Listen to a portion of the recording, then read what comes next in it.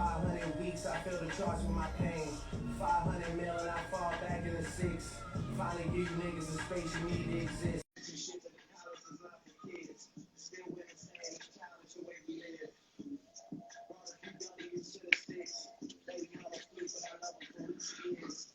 Waiting on JG to get on.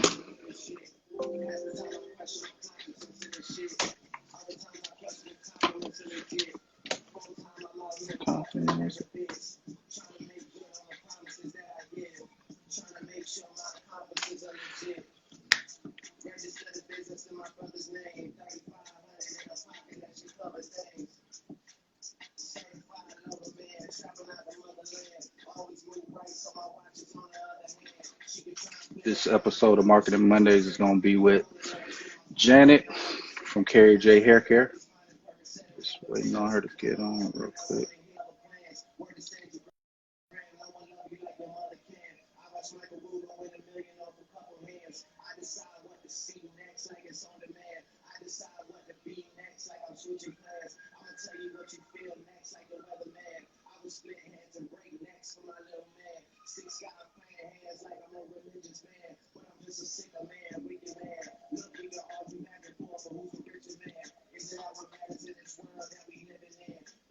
Okay, there we go.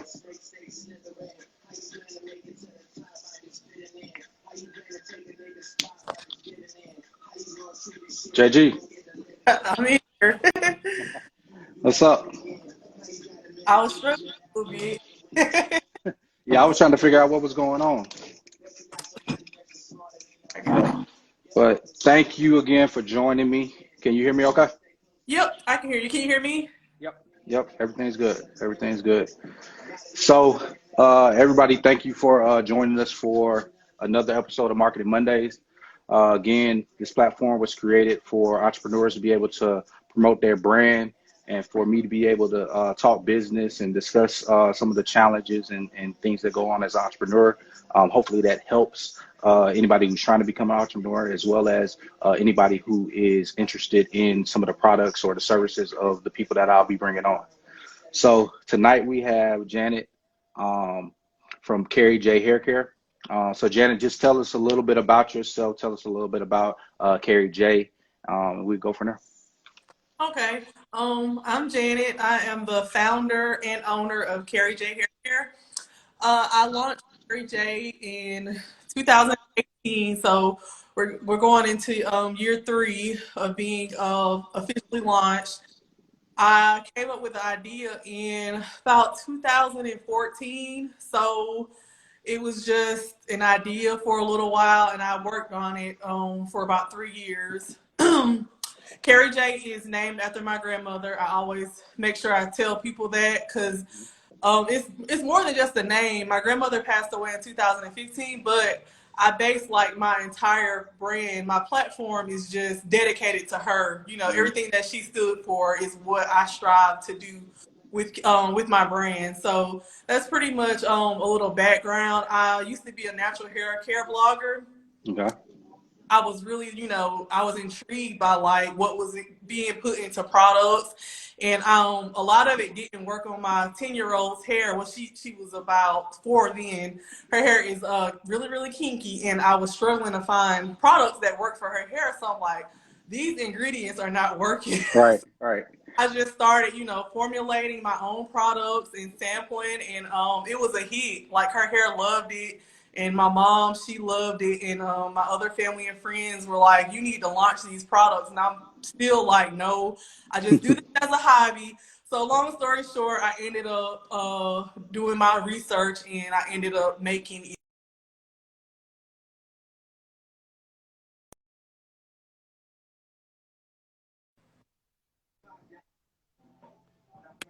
Jenny, you still there? Hello? Yep. Hold up. Yep. So with that, like I know you said that you kind of it took you a little bit to change from hobby to business, right? So what went on in that thought process of actually making that jump? For a little while, I talked myself out of it. Like I even after my grandmother passed, I was like, I'm not doing this. Like Right. it's pointless. But after just the thing about your purpose, you can't escape it. So things would just always come back to me, like, giving me confirmation that I needed to do this.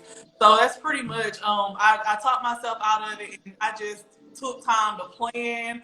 I didn't want to just launch something. So I took the time to plan and research. Research was the most important because I'm dealing with products that Mm-hmm.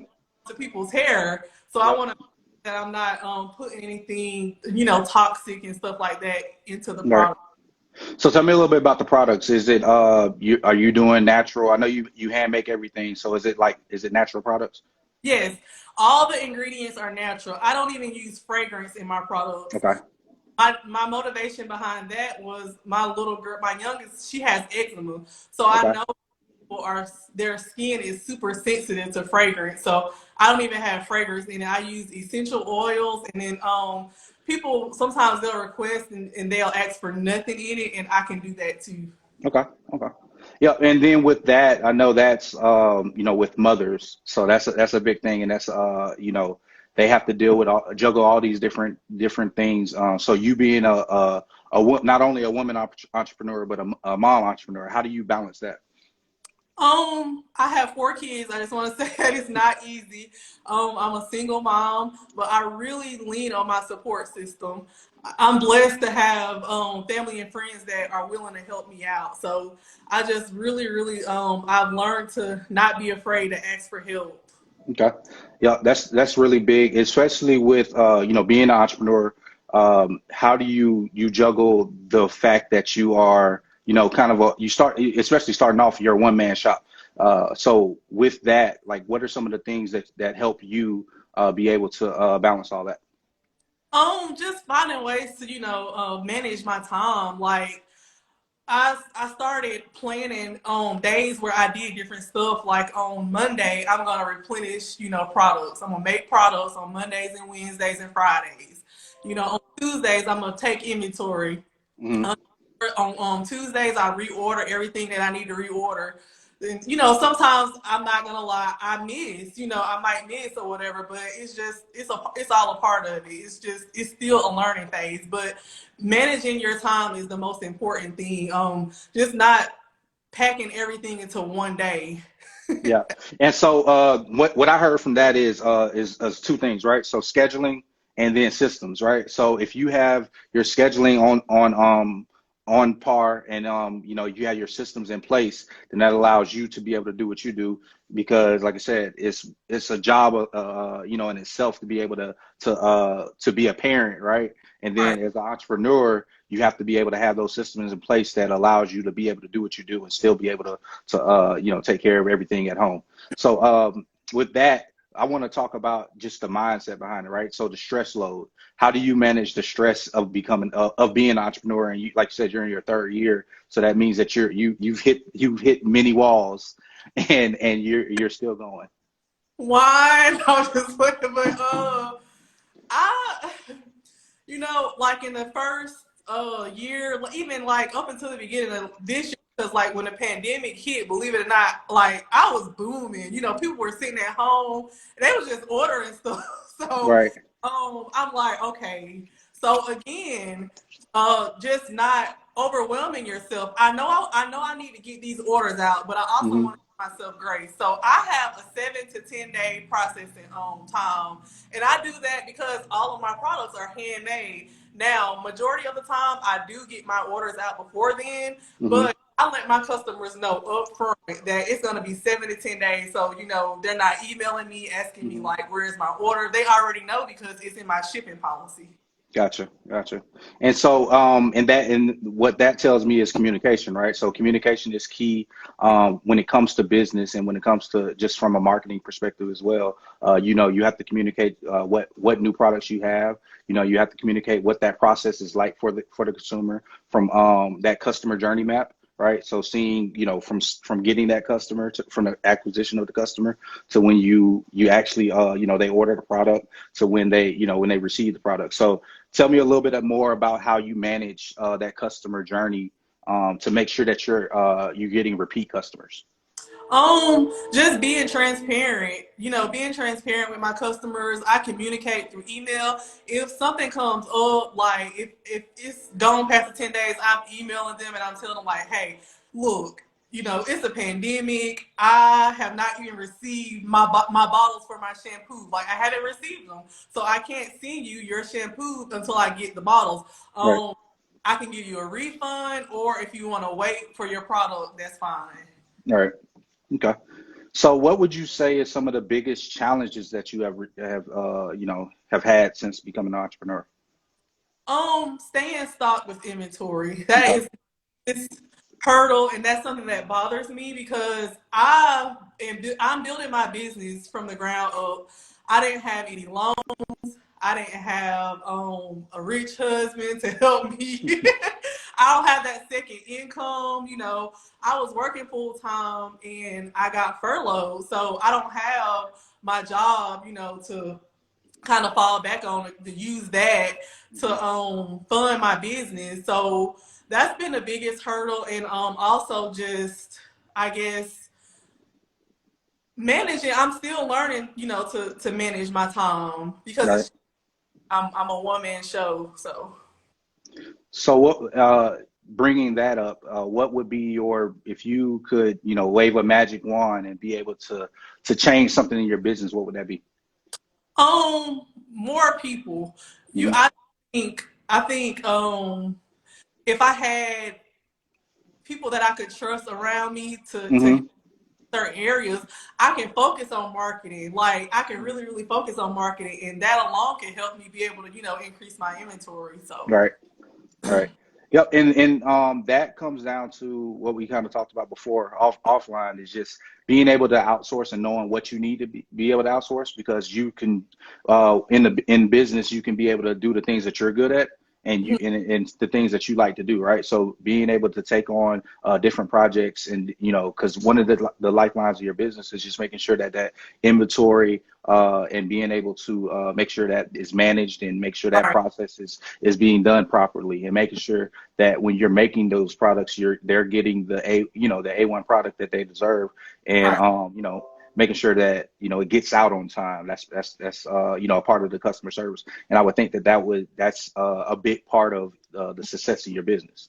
yep. So go ahead. Um, Piggybacking from, because I'm a small business, I'm still very, very small, and my customers always tell me, and I'll tell anybody this, like, it matters about the product, but when people see that you are offering good customer service, they're going to want to shop with you. It's about the experience. And I Yep. think that's what like makes me want to be different. I want my customers to have an experience when they shop with me. I don't Yep. want to, of course I want to make money, but I want them to come back, and I have a ton of repeat customers. Right.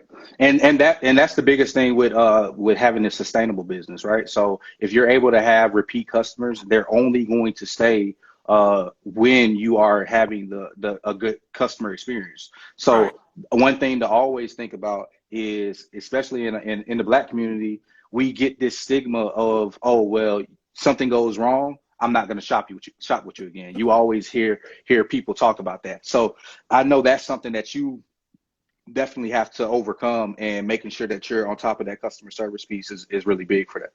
Yes, definitely. I don't. I hate when people say that, but I mean I get it. So I don't want to be that business.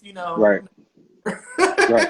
Yeah. And it's unfair, right? So if somebody goes to Target or goes to Walmart and they have this a bad experience, they're gonna still go back, right? They're gonna continue to shop with them. They're gonna continue to do business, and it's just because we have been programmed to think, okay, this is how Black businesses work. Hmm. Okay, that they're bad for Black business, right? But if you still have the opportunity to fix that, if you're given the opportunity to fix whatever that problem may have been, and you fix it, that's something that we have to support each other in that on that entrepreneur journey. Right. Because like you said, as a small business, it's very important that you are getting the support from within our community, and then also by having repeat customers. So Exactly. especially with the hair care industry, it is very important to have repeat business, because it's a perishable product. It's a consumable. So they're consuming it, and then they're gonna have to buy it some more. Right. So that customer service part of your business is very important. It's probably the most important thing, because you want that repeat business. When they go back to buy hair care products, you want them to come back to you. Exactly. Yep. And I can see, you know, when I'm on there, I can see the customer hasn't ordered in a long time. And if I see a customer that was kind of ordering consistently, and then all of a sudden, like, they just stop, I'm reaching out to them. I'm sending, you know, automated emails. I'm Mm-hmm. sending like 15% off coupons, and I'm just Right. trying to figure out Right. why it's been a while. Right. So so talk to me a little bit about that process, just the feedback or the conversations that you may have with some of your customers.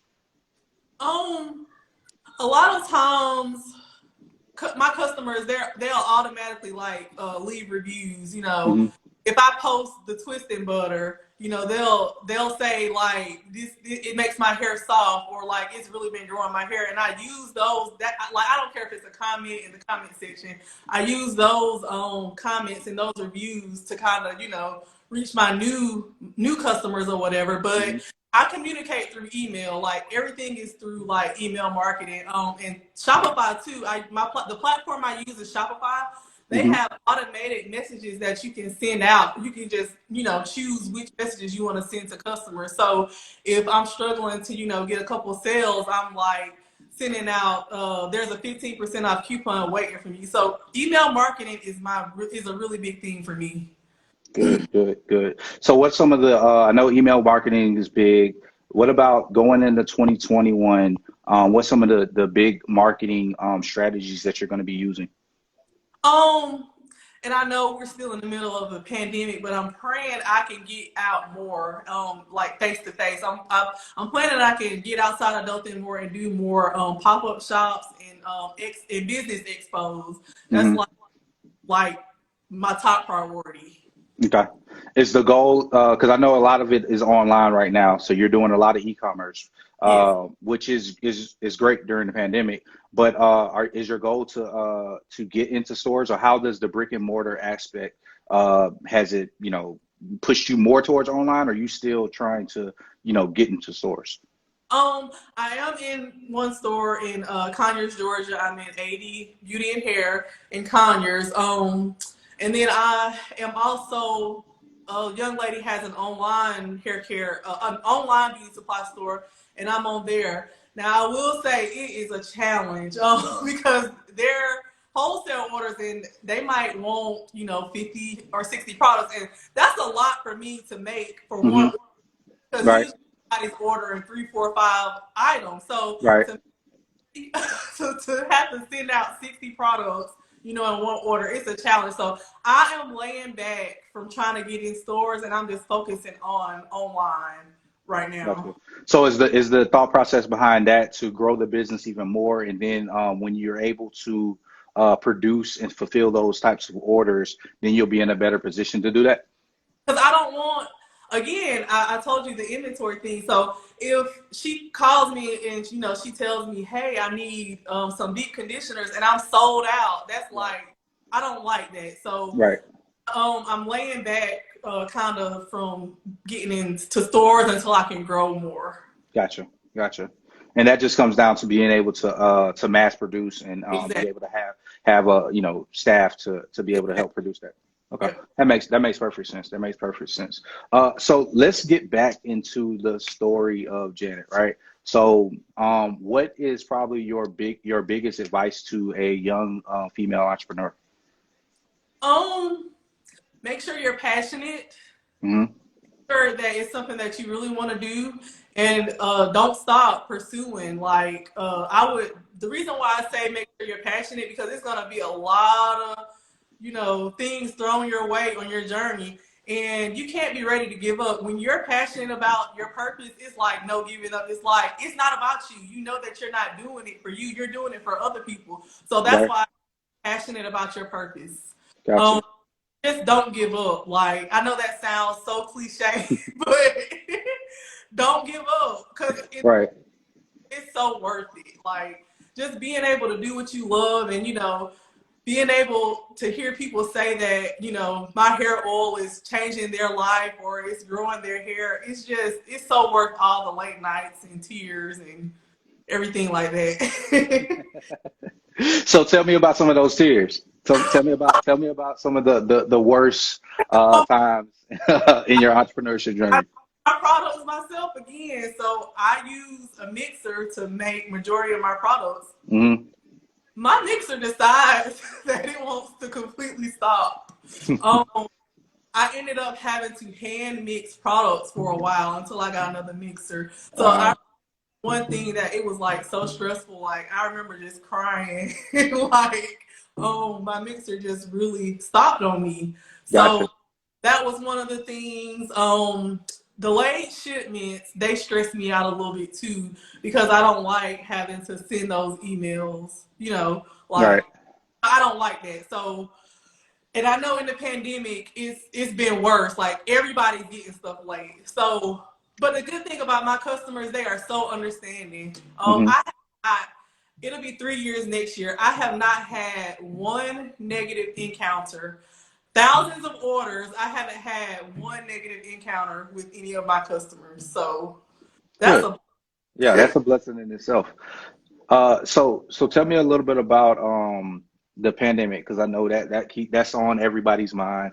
But it actually sounds like it's been a gift and a curse for you, right? Because people can't go to stores, they can't they can't be out and about, they can't go to these, like you said, the expos or demos. So it's like when you reach them, as long as you show that you are a good brand and you have good brand exposure, then they can shop with you, and then you have that good customer service, and then they'll be repeat customers. So tell me a little bit about how this 2020 has been, because I know it's been challenging, but it also sounds like it's also been very rewarding for you. Yeah, it's definitely been challenging as far as like, like I said, getting my supplies and stuff on time like that. But my sales have been really good. Overall, on average, throughout the pandemic, my sales have been really good. It kind of slowed down in September and October. Christmas was coming up. People knew Mm-hmm. Black Friday was coming up. So it Mm-hmm. was kind of slower during those months. But like March and April, and May those are my like best months. I was like, what's going on? Yep. No, but I mean, it makes perfect sense. Like when the pandemic hit, everything was shut down, so they had to order it from somewhere. Like they couldn't go to the beauty supply stores, they couldn't go to these different places. So if they already knew about Carrie J, look, I'm just going to get online. I can order it. It's going to come right to my house. So that's why you talked about all those, those long nights, those tough times. All that was preparation for being ready for when March and April hit.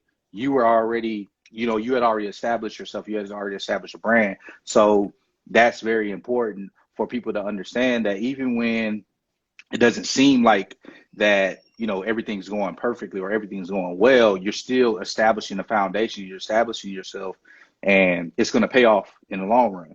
Right. So your point behind not giving up, not quitting, you never know when it's going to hit. And just the fact that during this time when everybody was, it's like it's down, or everybody is having these troubling times, your business boomed at the very time that everybody else was hurting. And that's why, and again, you asked about the brick and mortar getting into stores. I think this year kind of was a deciding factor, because I'm like, it made me realize like e-commerce is where it's at. People people are shopping online. Yep. That was a deciding factor too, as far as not pursuing retailers and stuff like that. Yep. And then the other part is you own. We talk about ownership all the time, right? So you own your platform, you own that website, that digital real estate of that website. That's your platform. That's your Instagram, your whatever, your Facebook. That's what you own. You own that platform. So when you're able to build that foundation, it's investing in that digital real estate. When things go down, like you said, that physical location of brick and mortar, when you can't get to that, they still can come to you Exactly. wherever in the world. So that's big. Definitely. So let me, I know we're at the, 26 minute mark, but I want to get in. I know both of us are our alma mater ASU, so I wanted to get into, what are some of the things that you learned, throughout that journey of going to a HBCU, and how has that prepared you for entrepreneurship? Um, I was a social work major at Alabama State. So a lot of the skills and stuff I learned, believe it or not, I'm using, in my business, like being compassionate, Hmm. learning how to properly communicate. Right. All we did was write, Hmm. in social work. So I have a blog on my website. Hmm. So right there, like I love to write. Alabama State prepared me to be able to write, so now I have a blog on my website. Right. So good communication skills, writing skills, Yep. being compassionate.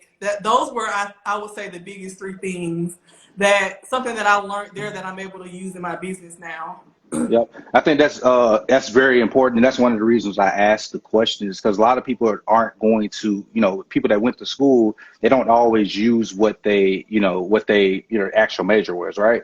But if you can understand and learn what your transferable skills are, regardless of what you have done, that's very key. That's going to be what allows you to win. So understanding what you can take from a past occupation, a past, education, and transfer those skills into something that allows you to be successful is going to be very important to your success in whatever you do.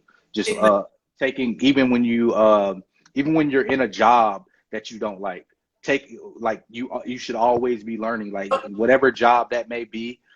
Just learn from it and take that skill and take it to do something that you're passionate about.